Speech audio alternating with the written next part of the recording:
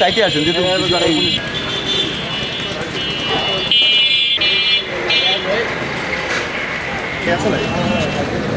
ভাই দূরে থাকেন, ভাই দূরে থাকেন।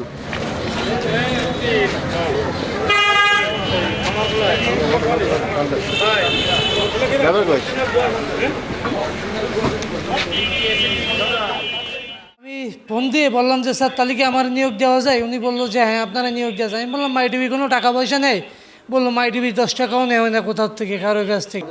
আমি অল্প একটু বলি, জাতীয় নিউজ ছাড়া মাই টিভি ধরবে না, বলা হয়েছে জাতীয় নিউজ ছাড়া ধরবে না। আমরা উপজেলা ভিত্তিক কাজ করি, তা আমাদের উপজেলা নির্বাচনীয় কভার করতে হয়। করার পরে আমরা ওই জায়গাতে কিছু খরচ পাই, 200-500 টাকা খরচ পাই, গাড়ি খরচ, আসা যাওয়া খরচ আমরা পাই। এই জন্য আমি বলেছি যে আমরা উপজেলা ভিত্তিক ইউনিয়ন নিউজগুলো করতে পারবো। বললো আপনি মাই টিভির নিয়োগ মাধ্যমে নিয়োগ নিলে আপনি উপজেলা ভিত্তিক নিউজ করতে পারবেন।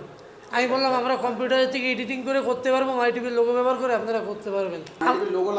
মাই টিভির লোগো আমার কথা হয়েছে, আমি মাই টিভি প্রতিনিধিত্ব কার্ড দেশে বুম দেশে, তখন আমি সঠিক বুম, আমি সঠিক আছি।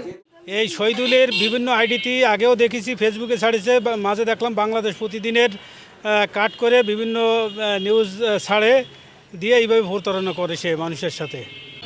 আজকে আসলে দাকপের এমন একটা প্রেক্ষাপট তৈরি হয়েছে যেখানে দাকপের যারা মূলধারার সংবাদ মাধ্যমে কাজ করে, যারা বিভিন্ন প্রতিষ্ঠিত গণমাধ্যমে কাজ করে, তারা আসলে এক পর্যায়ে এই অপসাংবাদিকতার কারণে কিন্তু আজকে সাংবাদিকতার যে মূল লক্ষ্যটা সেটা বাধাগ্রস্ত হচ্ছে। তো আমরা আসলে দেখলাম যে এখান থেকে ভুয়া সাংবাদিক আটক করা হয়েছে। মাই টিভির মতন একটা জনবহুল একটা টিভি চ্যানেল, তার নাম ভাঙে এই অঞ্চলে যে এই ধরনের প্রতারণার করছে, সেজন্য যে প্রশাসন যে তাদের আইনের আওতায় নিয়েছে, সেজন্য আমরা প্রশাসনকে ধন্যবাদ জানাই।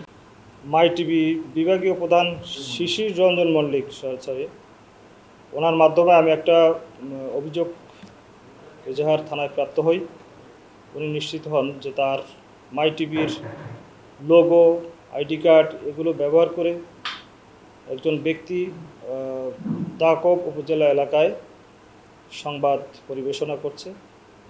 এর আঙ্গিকে তিনি আসেন, এসে বিষয়টি স্থানীয় প্রতিনিধিদের সাথে কথা বলে নিশ্চিত হন এবং আসামির সে ভুয়া প্রতিনিধি তার তথ্য উদ্ঘাটন করেন। পরে এসে থানায় আমাদের কাছে একটি লিখিত এজাহার দাখিল করেন। আমি একটি নিয়মিত মামলা গ্রহণ করেছি এবং আইনগত ব্যবস্থা চলমান আছে।